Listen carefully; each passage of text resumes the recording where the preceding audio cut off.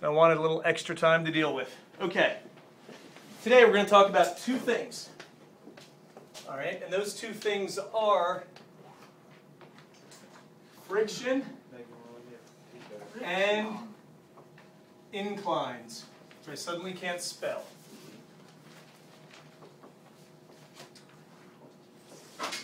Friction and inclines. Two things we've been ignoring this whole year have been air resistance and friction. Now we're going to stop ignoring one of them. Okay? And there is, just going to teach you two ideas, one bit of notation, and then do one exercise to show you a bit on how they relate. Okay? You guys ready? Now, first thing, I apologize for the mixed use of various symbols in physics and math, but there's one you've seen before. Anybody remember what that one means? Yes. Oh, it's mean. It's like mu. Yeah. Mu. In statistics it means mean, that's right. It's pronounced mu. Here it means micro, because we all know cows go micro. But now it means something else. Okay? If you see a little k next to the mu, it means coefficient of kinetic friction. If you see a little s under the mu, it means coefficient of static friction. Does anyone know the difference between the words kinetic and static? Megan? Kinetic, you are moving. A kinesthetic learner learns by moving. Static means still. Perfect. Wow. Better than anything I would have said, actually. Yeah, kinetic in motion, static is still. If you've ever tried to shove an object across a floor, for example, you may have noticed that it's sometimes really hard to get the object to begin to move, but easier once you get it moving. That's because friction has two properties. When nothing is moving, friction is at its strongest. When something starts to move, friction is then lessened. So an object that's sliding along a surface will always have less friction between it and that surface than an object that's sitting still, at least in terms of forces that it's overcome. Yes? Why is that? Well, that's a great question in great detail. It seems to be universally true, but so much depends on the relationship between the two surfaces in question. And for some surfaces, I won't lie, it kind of does fall apart. If you put Velcro on two surfaces, then it's pretty much either stuck or not touching. You know, there really isn't a kinetic friction in that sense. Yeah, some of it is really just momentum, which we haven't defined yet. But when we do define momentum, which is different from energy, which is different from work, which is different from force. When we do define momentum, it will be mass times velocity. But friction is really nothing more than the fact that no matter how smooth two surfaces appear to be, if you look at them under an intense enough microscope, they are not perfectly smooth, and they have ridges which might line up, like the little hairs of Velcro or like teeth in a gear. And once you get moving, you are basically bouncing along those ridges. It's, I think the principle relates a tiny bit to like water skiing, but, well, you know, you're bouncing over it. And there's not, but it's that's probably a horrible analogy for many reasons. No, actually, wasn't really prepared for that question. Because when you start to water ski, it's really hard because you're like getting up, and right. It's hard to start. But then once you get up on water skis, it's easy to maneuver yourself. Yeah, the analogy actually works, but the reasons behind the two are totally different. But okay, yes, no. So like with is it friction strongest when something is in motion because there's no more change of force? You know, there's an increase of force and then there's an increase of like that force causes acceleration to an object? You can look at this in a bunch of ways. I mean, there can definitely, with a moving object, you can get a lot of different things going on. Energy can be changed into heat, for example. You know, rubbing two sticks together to start a fire. It can be changed into noise, like that stool that's being dragged across the floor right there. There's some energy being changed into noise right now. Noise and heat? It can be. But, so, we're not going to get into the conservation of the energy or like what the total energy is between the two. If something's moving, if something was still and you go up to it and shove it, there's obviously more total energy in that system or total force in that system. I should use my words very carefully here. We'll start breaking that down after the midterm. But for now, just getting through this part, kinetic friction, static friction, those are the differences. Movement, not movement. Here's how it works mathematically, okay? You can think of a coefficient of friction as being sort of like a percentage of how much force you can apply before something starts to slide, at least with static friction. Okay, so this is going to be a number. The number, for example,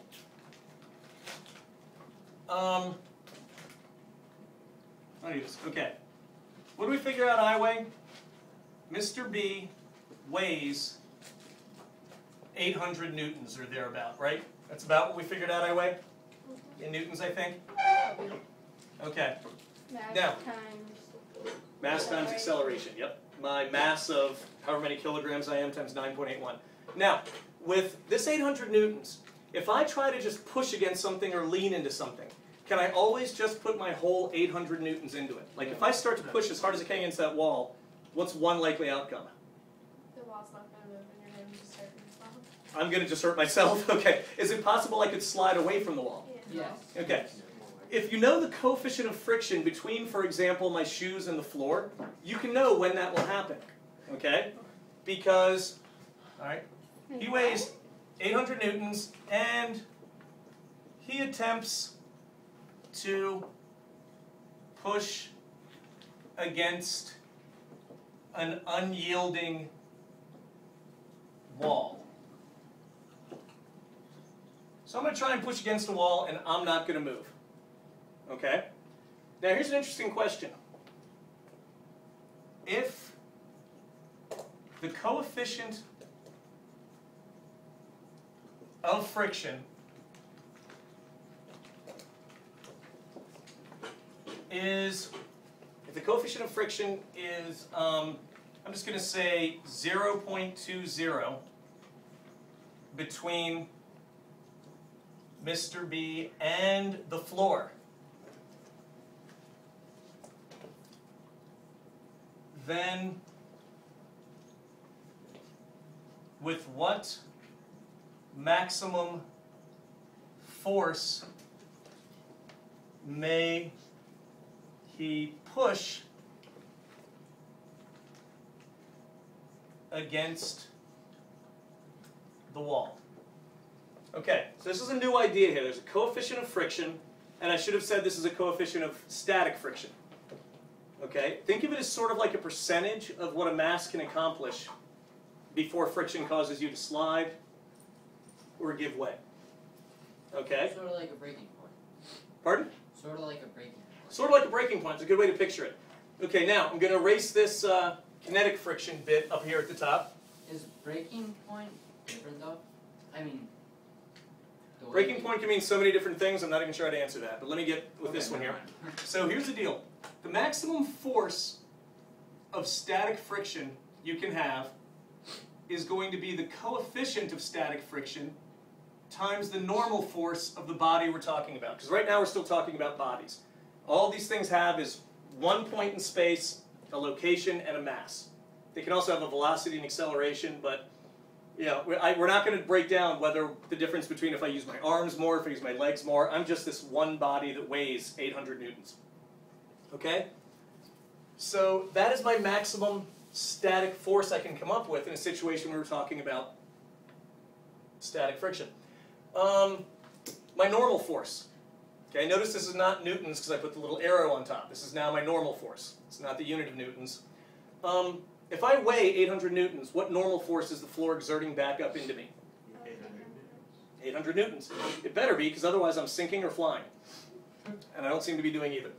So my maximum force of static friction that I can push, my maximum force I can push against the wall in this case, is my coefficient times my 800 newtons. And what is 1/5 of 800? I know this.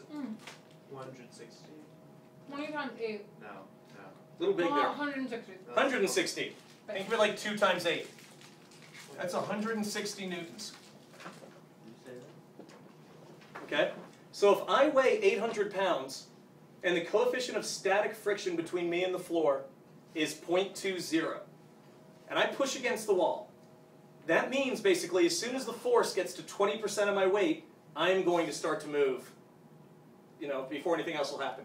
It also means I can't push against the wall with more than 160 newtons before that's the maximum force I can apply against the wall, in this case. If you are wearing sneakers on asphalt, can you, possibly with help of friends, push a car with a good amount of your weight? Sure. Yeah. If you're wearing heavy-duty hiking boots on, asphalt, can you push a car with a good amount of your weight?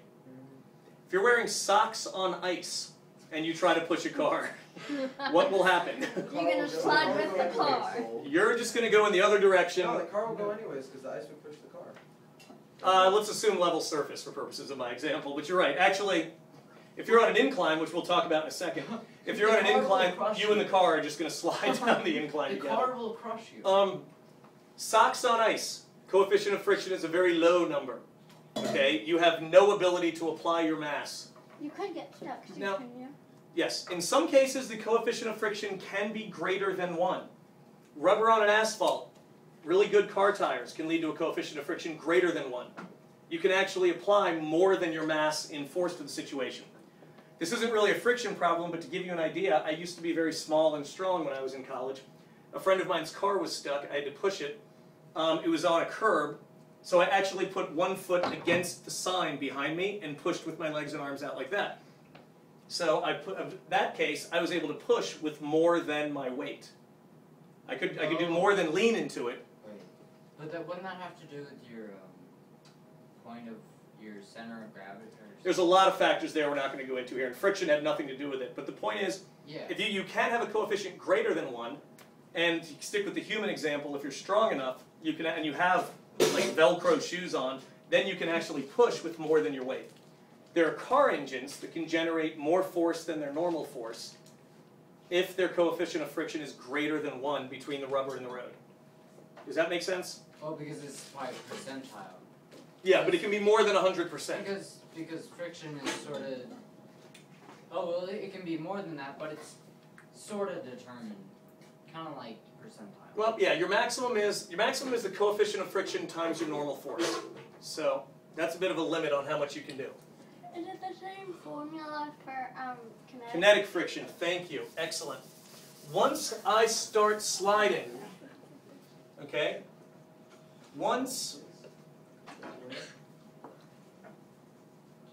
so I'm pushing against the wall. Stop it. Once I'm pushing against the wall, I push with more than 160 newtons, I start to slide. Does friction entirely disappear between my feet and the floor? No. No. I can keep moving, okay? Then once I start sliding though, the maximum force I can push with of kinetic friction is going to be my coefficient of kinetic friction times my normal force. And here is an immutable law of the universe. Your coefficient of kinetic friction is always less than your coefficient of static friction. Once you start to slide, okay, you cannot push as hard as you could have if your feet did not slide. And that's true with car tires or anything else. Have you ever heard of anti-lock brakes? Yes. Cars? Okay. Yeah, They keep your wheels from locking up. Without anti-lock brakes, you start to brake, and the tires slow down, and the friction between the tires and the road causes the car to start to slow down. We don't have kinetic friction. But that's still a static friction situation, actually. That's what's kind of counterintuitive. I should have mentioned that first. When a car tire is rolling along when a car tire is rolling along a road, at any moment is that tire sliding along the road? No. No, so that's actually a static friction situation. Each square inch, each molecule, if you want, of that tire is gripping the road, and it's not moving in relation to the road as the tire rolls. Does that make sense? Well, don't your anti-lock brakes go on if your car starts to slip? Yeah, that's the whole point of it. Is because once you start to slip, It what they like, do has to like contract. exactly. to So you grab hear what you're gonna hear is you're gonna hear this drrrr Yeah. of the yeah. You guys know more about this than I do. The part of this I understand is once your wheels lock up and you start to slide, your coefficient of friction goes down. Because once it's kinetic friction, it's always less than static friction. which means you will slide further. If your brakes lock, you will slide further than if the wheels continue to roll, pretty much no matter what. Static is not the same, but it's similar to potential energy. Hold that thought till we get to potential energy. But- I don't want to explore that yet. Something about sliding cars that everybody should know if they're driving is if you do get into a skid and you're just like skidding this way, turn this way and Yes. don't hit your brakes, because once you hit your brakes, if your anti-locks don't work, then you're just going to continue sliding. Negative, you're not actually. Yeah. No, I'm just saying. No, that's all right. She's absolutely right. She's absolutely right. Just if you start driving. Okay. It hurt. So once I start to slide, going back to me pushing against the wall, once I start to slide, I'm not going to do another example of this right now, this number will go down. To what? Well, that depends on the two substances we're talking about. Okay? So what happens here is but I know once I start to slide, the amount of force that I can push against the wall will be less than this number. Will they give you that number? Yeah. In order to do an actual problem, you're going to have to be given. Both numbers. Yes. Can you measure that? I mean, once you're a mathematician. No, I'm so glad. Actually, yes, you can. Are you ready to learn how? That's Yes. exact. I did not ask him to ask that question. That is my segue to the next thing. All right. Boy. You guys get the idea behind coefficient of kinetic friction and coefficient of static friction? Okay. Think of it as a percent, and you're in pretty good shape. Now I'm going to go to inclines, and that will segue into what Noah was asking about. Okay.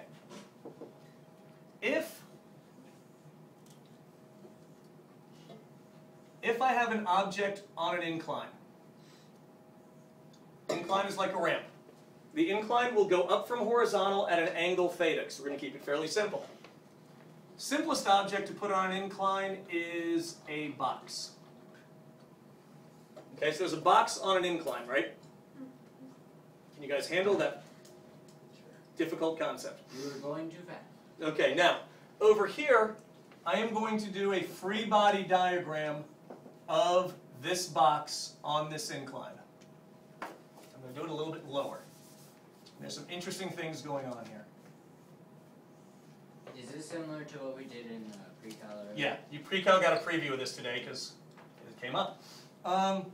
First thing, in a free body diagram on Earth, there's always a vector going down, mass times gravity. Okay? Now in this case, let's say there's no friction. Will this object fall straight down? No. What's it going to do? It's gonna slide down. It's going to slide down the ramp. Now if it's frictionless and there's no air resistance, then the vectors that describe its slide down the ramp and its push down the ramp, those vectors have to add up to this one. You know, we can't create or destroy energy or throw any random stuff in there. So if the only thing's going on that's gravity, no friction, the vectors that describe the forces pulling this down the ramp and pushing it into the ramp have to add up to this. So I'm going to draw a vector going down into the ramp like that. Draw a vector going down the ramp like that. Tell me something about these two vectors. They're like the sine and cosine. It's of a right that. triangle. Hold that thought, that's getting a little ahead. I can make it into a right triangle by sliding this one down, Or the other. or sliding this one over. Either way, I've got two right triangles, but the point, they're a right triangle though, Megan, because they're perpendicular, right? Mm-hmm. Okay. As Michelle was leading to, that we talked about this morning a bit in pre-calculus, it turns out this angle, I could prove that, but I'm a little short on time. It turns out this angle of the ramp will always also be this angle in here. Okay? It's always going to be this angle between straight down and between the force that goes straight into the You ramp. mean half. Pardon? You mean half. No, it's not going to be half. It's going to be exactly congruent to this. Wait. This triangle is just going to get sort of flipped and rotated over here. Oh, I yeah. can take you through a demonstration of that. Oh, no, That's- no, no. It's Yes. Which angle? This angle here, the angle of the ramp, is going to wind up being that angle in there. That'll be where theta winds up. Okay? Make that a little clearer. So it's a little hard. Some people have struggled when this is rotated, but the angle into the ramp becomes the adjacent side of this right triangle. So this side is going to have a magnitude of the weight of the box times the cosine of the angle. And it's a little hard to see also, but this vector over here is going to be the same length as the opposite of that triangle. So the force down the ramp is going to be the weight times the sine of theta. So whatever acceleration would have propelled this box straight down into the ground, multiply that times the sine of theta, and that's the acceleration down the ramp. Multiply that times the cosine of theta, and that's the actual weight the ramp feels against it. Where's the normal force going to be? Coming up. It's actually It's in like interpretive dance out here at The Chess. way It's that everywhere. it's like perpendicular to Perpendicular to the what, Joey? Yeah, the the surface ramp. thing. Boom. Normal force is always perpendicular to the surface. So the normal force is going to go up here, and the magnitude of the normal force will be the weight times the cosine of the angle. Because that's going to be your x Wait, but axis, it's, your x kind of thing. so Yep. it's the exact same Yeah. thing as the other one, just like. Yes. Yeah, it's perfectly balancing this one. It's opposite direction. But I'm staying away from positives and negatives here because some of the kids might still be confused by that. Just worried about magnitudes right now for the most part. Does this hold up somewhat intuitively? It depends. For those of you for whom the unit circle is starting to become intuitive, when the theta is 0, when the angle is 0, what's the cosine of 0? 0. 1. Ah. Very good. That's a sign, okay?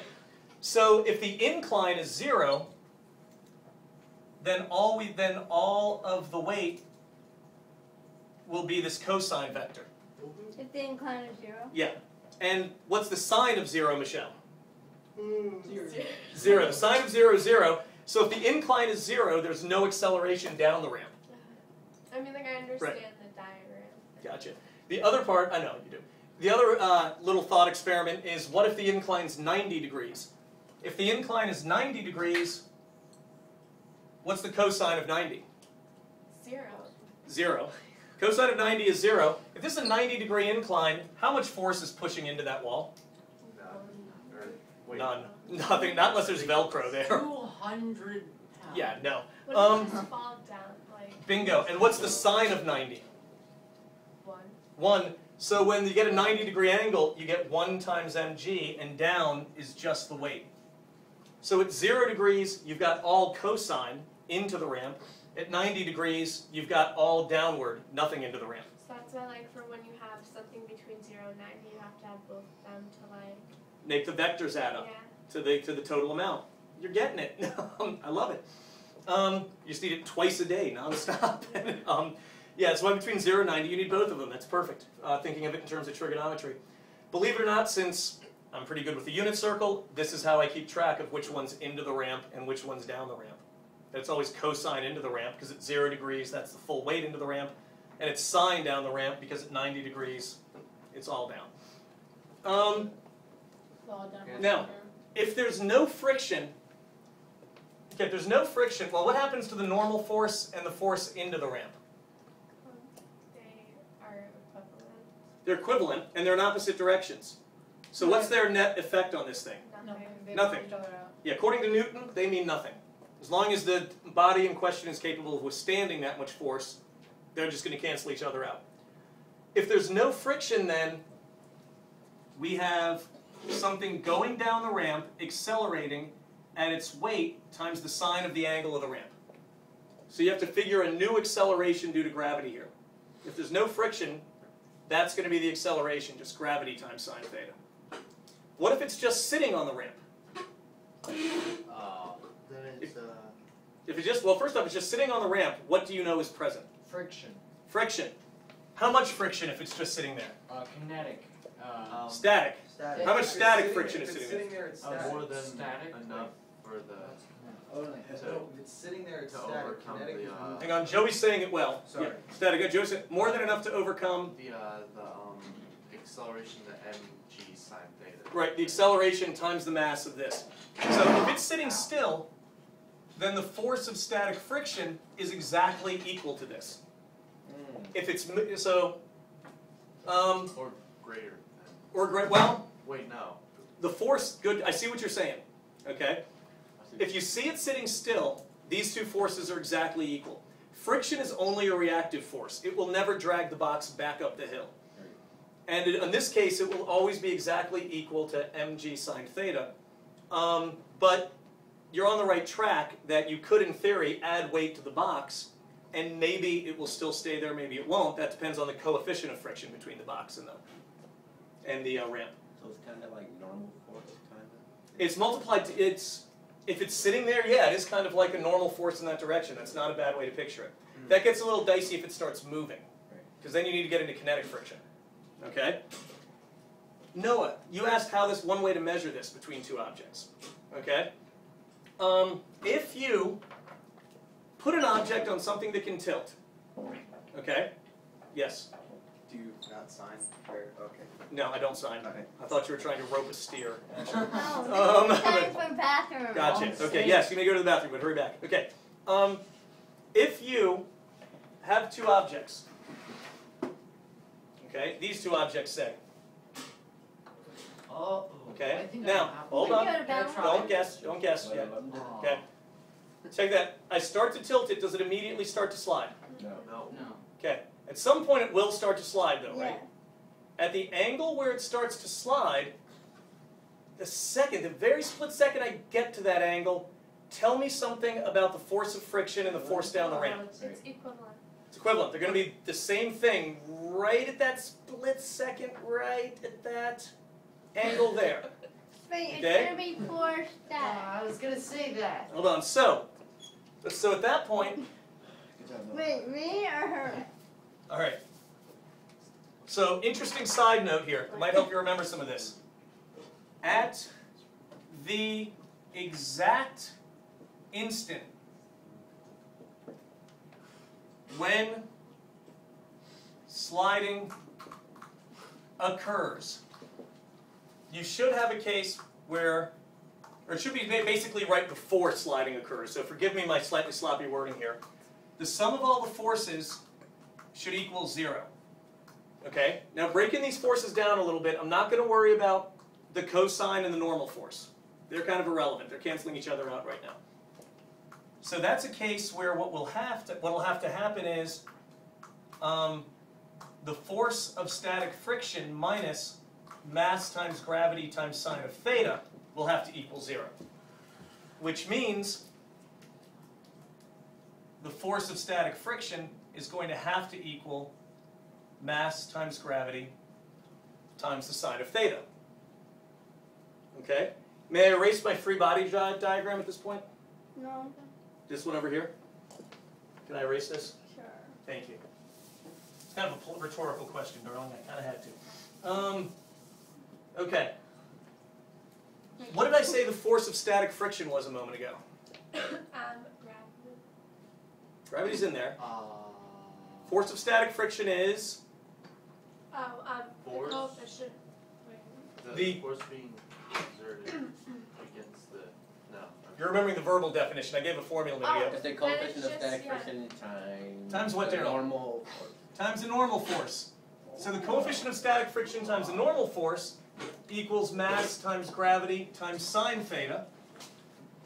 Okay, at this moment it starts to slide, or possibly a split second before.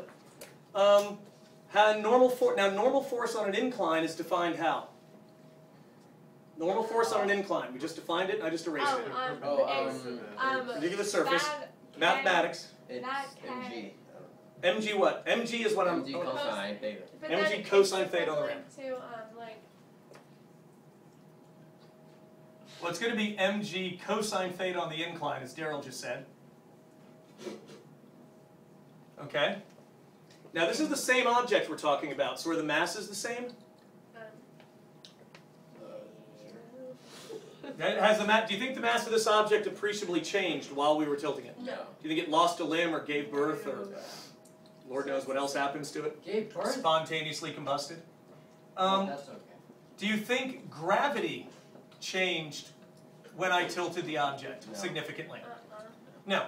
So this mass and gravity should be the same. I'm going to divide both sides by the mass times the gravity of these objects. Cancel them out. They're all factors, so I can do that. And I get the coefficient of static friction times the cosine equals the sine of the angle at which things start to slide. That's Stay over so there. cool. Now, one more step away from super cool, I think. I'm going to try and get the coefficient of static friction by itself by dividing both sides by cosine. What's sine over cosine? 1. Tangent. Really, Megan? Oh, Megan, it's so sad. What'd she say? Sine squared plus cosine squared was 1.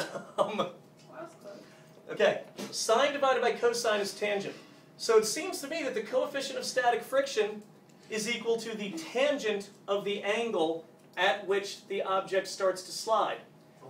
That will tell me the coefficient of friction between these two surfaces, this cardboard and this cardboard. Won't tell me the coefficient of friction for anything else on God's green earth, but it will. So the coefficient of friction is the tangent of the angle at which your object starts to slide, and it's different for every two surfaces you can imagine. Oh, wait, okay, so, but that wouldn't it just tell us an angle or no? Like, that would give us a number? The tangent of this angle is the coefficient of friction. So it does give you a number. You put an angle into here. Oh, really? You measure it. Yeah. So you Wait, measure but it. that's still an angle. No, this is the angle. You take the tangent of the angle, you get a number, remember? Yeah. And the tangent is the one that can be from 0 to infinity, unlike the other ones with sine and But it's still cosine, an which can say angle. from 0 to 1. Yes, sir, Joey. Wait, but wouldn't that formula give you a number, Oh. like, irrespective of material or anything like that? No, because this is actually, Joey, I know you know how much I like deductive over inductive. This is something you can only determine by taking a lot of different materials and tilting them a lot. So this would give you, this is only applicable to the experiment you do with whatever materials you happen to choose to slide. If I pick up something metal and put this on it, it will probably start to slide at a different angle. If I pick up something made out of Velcro and put something made out of Velcro on it, I'm going to get a really high coefficient of friction. Probably at sort of, close to it. The model's actually going to fall apart with Velcro, because that's not friction. But you see what I mean? You should get something slightly different with every two materials you choose. Yes? I'm confused by the last part. That's because you haven't taken trig as recently as some of the other kids in here. You divide both sides by cosine, and sine divided by cosine is the same thing as tangent. You and I will talk trig. Slope, yeah, it's basically the slope at which it starts to slide. Tangent is slope. So that's where the coefficient of static friction comes from. Coefficient of kinetic friction, that's a little trickier to find. One of the problems last night in the homework included friction, but none of this. Okay? All it said was friction required you to use a constant force to push on something, right? That was the way the problem was phrased? Okay. What that was talking about was a little bit different. And now I just want to mention that as sort of friction in general. Friction, like I just said to Joey, is a reactive force. Okay? That box, friction will never send the box going back up. Will never send the box going back up the ramp. Okay? Not a word. Sit down. I'll tell you that. Not a word. Okay. Friction will never send the box going back up the ramp. Okay? It can only react to what's going to it. What do you mean friction can't send a box up a ramp? You push a box, you can push a box up a ramp. But friction won't do it without you. No, Like no. friction will never cause it to rebound. Oh. Like as the box starts to slide down the ramp, friction won't bounce back up the ramp due to friction. Yeah. Now, Friction is now elastic. yeah, that's not a bad way to look at it actually. Now, if you shove this box and there's no friction, okay, for how long do you need to apply force to get the box to move? Depends on how much force. Depends, but like Depends on An how far instant. the distance. no, it actually doesn't. If there's no friction, you put it force for an instant. That'll accelerate the box, and if there's no friction, it'll keep going forever. Oh, if there's no friction. Yeah, it'll just keep going. Does that really happen when you shove a box most of the time in the real world? Nope. No. Friction reacts to the force you give it by decelerating. So I think the problem was you're pushing a lawnmower or something. Wasn't that the problem? If you need to keep pushing to push the lawnmower, it's because friction is reacting to your efforts. and constantly decelerating. The reason you can't push a lawnmower and let go is because friction is putting a constant deceleration on it, and you need a positive acceleration to combat that every step of the way. And Same thing I talked about with the car. Your car has internal friction that's causing a constant drag or deceleration on your car's motion. You need to push on the accelerator just to keep the car moving at a constant speed. Yes? But doesn't friction match your accelerate or your speed? But doesn't that mean that it'll match your acceleration, which means that you know how sometimes when you're driving, for example, you're driving and then your car decelerates, but it doesn't like immediately stop. Right. So doesn't it match your speed? But so doesn't that mean friction is usually lower? Well, the friction of a car is much more complicated because it's between hundreds and hundreds of moving parts in the engine. And there's very little bit in the wheels. And the wheels are rolling. So it's not like, it's a very different situation than if the undercarriage of the car were just dragging along the road. Okay, there's other examples Yeah. that you can say you could push something Right. and the friction doesn't, what I'm trying to ask is friction match your speed or is it lower than your speed? Depends on whether it's static or kinetic, but Kinetic. it'll act as like Kinetic. a kinetic. It has to be kinetic. No, it doesn't matter. That's right. I wasn't thinking that. I wasn't thinking my answer through. I'm sorry. It'll always be kinetic friction until it stops. And it'll be a constant, usually it'll be a constant deceleration on whatever's happening. this is so simple. But I know, but doesn't the friction have to match? Yeah, well, that's kind of what I meant by it's only a reactive force. But if it doesn't stop immediately when you stop pushing it, when you Right. stop giving it force, when you Yeah. stop giving it force, Uh-huh. doesn't that mean that it would stop immediately? It doesn't slowly decelerate? No. Why?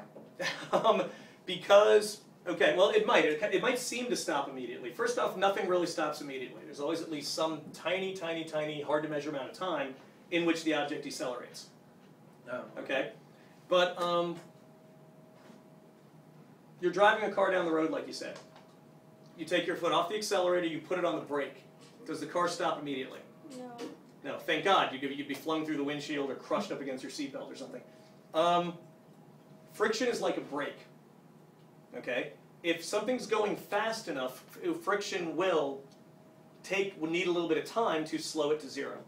Because there's only a certain amount of it. Right. You basically, I mean, the short answer, super short answer, Nate, is you can't go from velocity to zero velocity instantaneously. Okay. You have to pass through some time of it. How much? Depends. If I throw if I push something along the floor and there's a high coefficient of static friction between what I'm pushing and the floor, it'll seem pretty immediate. If there's a low coefficient of static friction, like cardboard on ice, that's probably going to go for a little while. It's gonna fly Yeah. also. Megan, ultimate example of pushing something up a ramp, those ramps with rollers on them to let people slide things up. Yeah, that's a case where they've come very close to eliminating friction as a factor. And then you can shove the box up the ramp and gravity will start dragging it down the ramp, but it's like one of those ballistic trajectory problems we did. It's not following a parabola, but gravity will start decelerating it, and you've just got to overcome that. So is this like why if you park like up a hill, like if you're turning your wheels a certain way, because like otherwise your car will slide down? Or I think usually the plan is that your tires, no road in America should be steep enough that your tires will start to slide on the asphalt. So it's not to prevent that. It's less a friction problem. In older cars, particularly, occasionally emergency brakes would just snap. I don't know if anyone still has brake cables. I'm not sure how modern brakes work, to be honest. But brake cables used to occasionally snap, and the wheels would start to roll. And if your wheel was turned towards the curb, you'll roll into the curb. You won't roll down the hill and kill a small child or All these domestic animal. talks of brakes keeps making me think of that movie Tommy Boy. Okay, hold that thought. Joey, did you have a question on any of that? Or? No. Okay. Big things to remember. Static friction, nothing's moving. Kinetic friction, something's moving. Static friction, always more powerful than kinetic friction. The coefficient is like a percent. And then remember the free body diagram of the incline. Okay? I don't have time to do some of the examples tonight where you're going to have to go back to the equations from chapter 1 and figure some specific accelerations and decelerations where friction's involved. What? Okay? So if that looks confusing, you've got to go back to all those equations from the first chapter, or second chapter we did. What's our homework, by the way? Homework is, I believe it's 36, What page? 41, hang on a sec, 42, and I think it's page 101, but I'll double check. And you guys were very good with the questions and the observations today. Thank you.